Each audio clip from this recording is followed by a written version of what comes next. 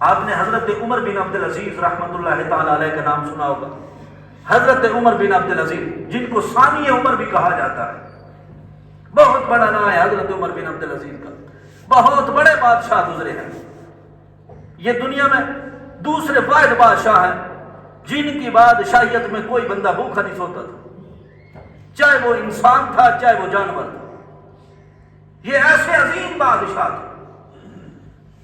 تو سامعین محترم، حضرت عمر بن عبد العزیز، عبد العزیز اس کے باپ کا نام تھا. تو حضرت عمر بن عبد العزیز جب چھوٹے تھے، بچپن تھا، یہ مدینہ منورہ میں پڑھا کرتے تھے. حضرت عمر بن عبد العزیز مدینہ منورہ میں پڑھا کرتے تھے. کس سے پڑھا کرتے تھے؟ بہت بڑے اللہ کے ولی تھے، محدث تھے، حضرت صالح بن کیسان رحمت اللہ تعالی علیہ. صالح بن کیسان بہت بڑے عالم دین تھے، محدث تھے، اللہ کے ولی تھے. ان کے پاس پڑھا کرتے تھے. اور شہر کون سا تھا؟ مدینے کا شہر تھا. پڑھانے والا بھی اللہ کا ولی، شہر بھی اللہ کے پاک نبی کا، مدینے کا شہر تھا. تو سامعین محترم، حضرت صالح حضرت عمر بن عبد العزیز کے استاد تھے. ایک دن حضرت صالح بن کیسان نے، یعنی آپ کے استاد نے، ایک دن عصر کی نماز پڑھائی. جب عصر کی نماز پڑھائی نا، تو حضرت عمر بن عبد العزیز عصر کی نماز میں دوسری رکعت میں شامل ہوئے. پہلی رکعت رہ گئی، دوسری میں شامل ہوئے. بات بڑی قابل توجہ ہے. کاش ہمارے نوجوانوں کو اس بات کی سمجھ آ جائے اور ہمارے بزرگوں کو بھی اس بات کی سمجھ آ جائے. دوسری رکعت میں عمر بن عبد العزیز شامل ہوئے.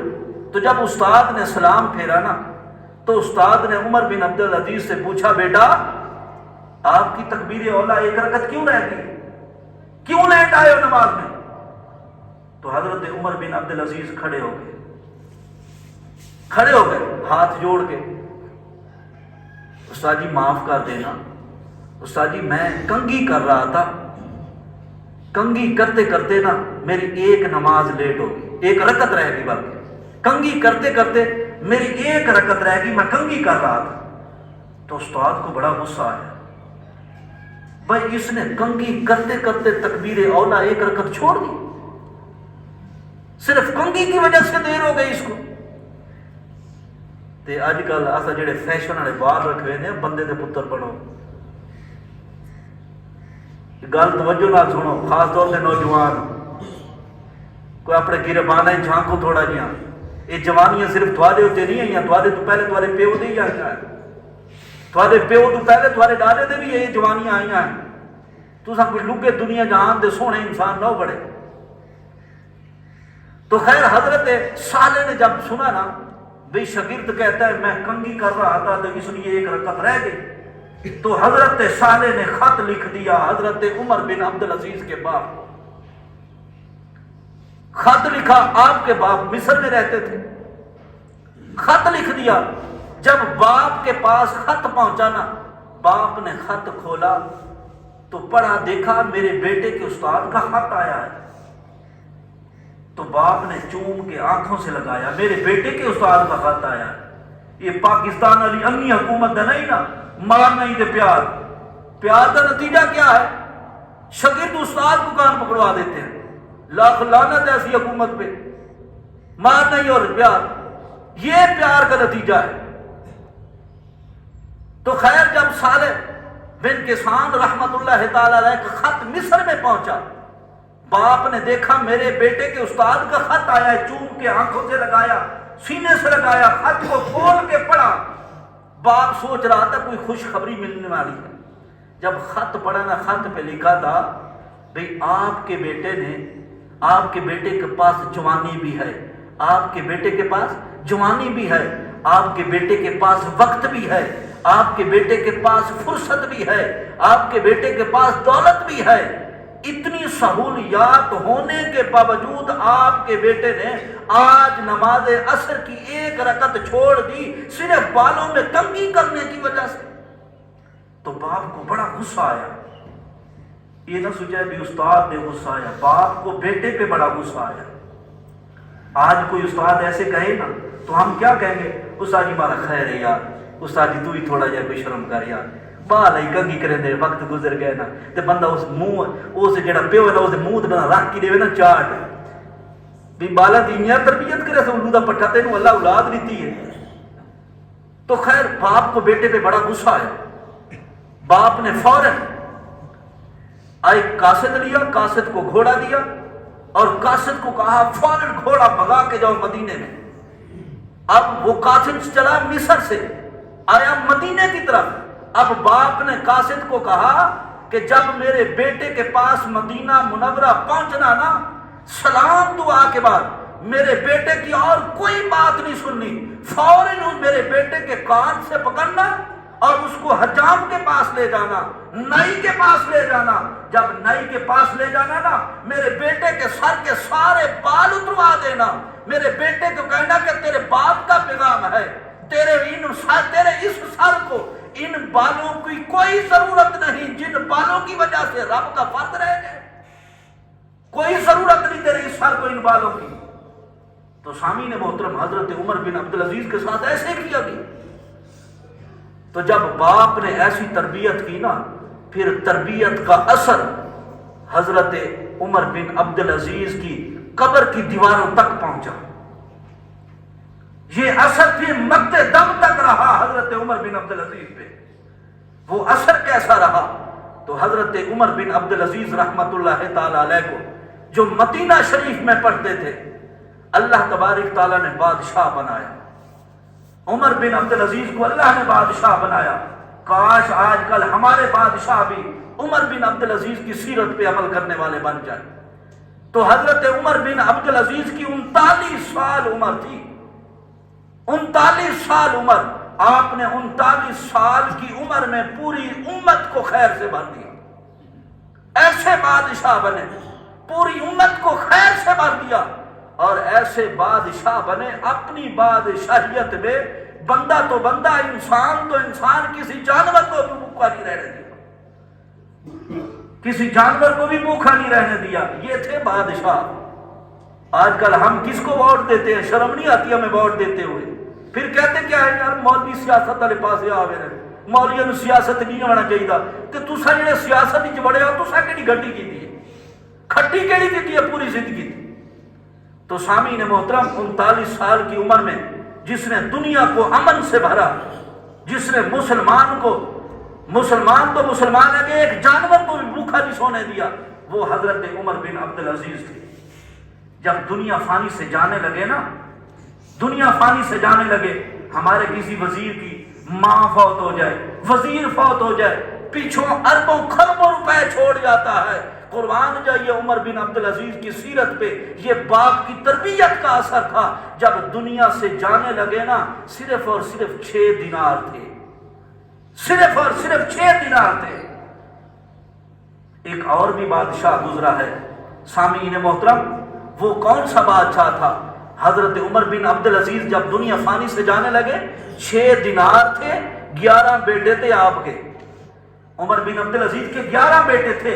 ان 6 دیناروں کو 11 بیٹوں میں تقسیم کرنا تھا. یہ بادشاہ نے پیچھے اپنی وراثت چھوڑی صرف. تو سامعین محترم ہشام بن عبد المالک, یہ بھی ایک بہت بڑا بادشاہ گزرا ہے. ہشام بن عبد المالک یہ بھی بڑا بادشاہ تھا, اس کے بھی 11 بیٹے تھے. جب ہشام دنیا سے جانے لگا نا, تو سامعین محترم اتنی دولت چھوڑ کے گیا. 11 بیٹے تھے, ہر بیٹے کو 10 لاکھ دینار آئے, ہر بیٹے کو 10 لاکھ دینار آئے. یہ بھی بادشاہ تھا, اس کے بھی 11 بیٹے تھے. اور عمر بن عبدالعزیز بھی بادشاہ تھے, اس کے بھی 11 بیٹے تھے. جب دنیا سے جانے لگے تو صرف 6 دینار تھے.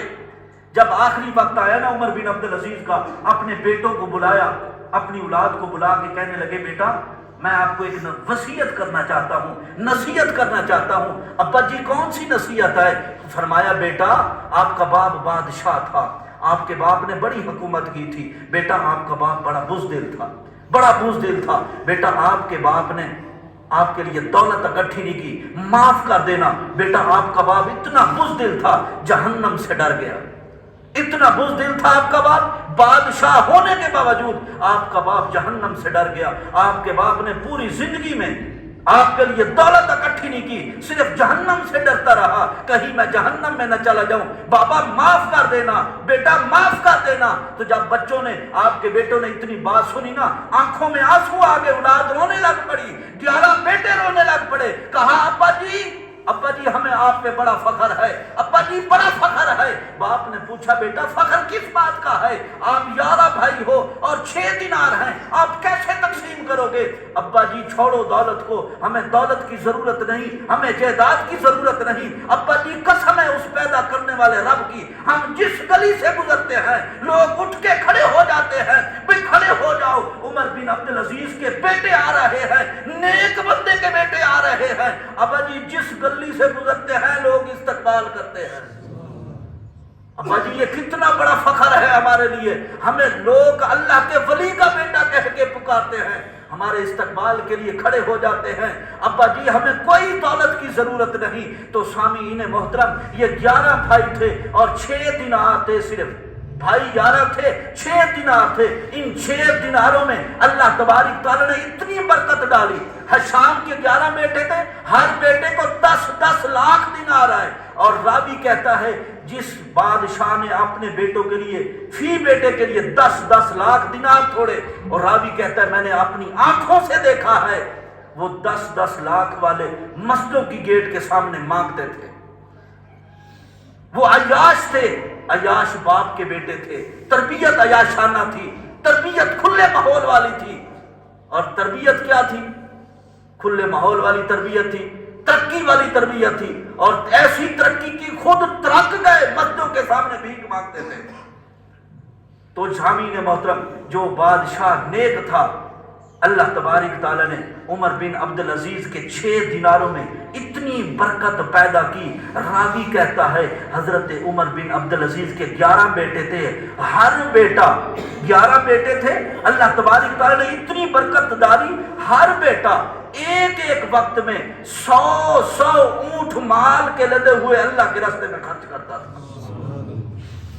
100 اونٹ مال کے لدے ہوئے ہر بیٹا اللہ کی راہ میں خرچ کرتا تھا۔ تو سامعین محترم، ساری زندگی کی کمائی، دولت کو نہ سمجھنا، زندگی کی سب سے بڑی کمائی اولاد ہے۔ زندگی کی سب سے بڑی کمائی، اصل دولت اولاد ہے۔ براہ کرم ساتھیوں، خود نمازی بن جاؤ۔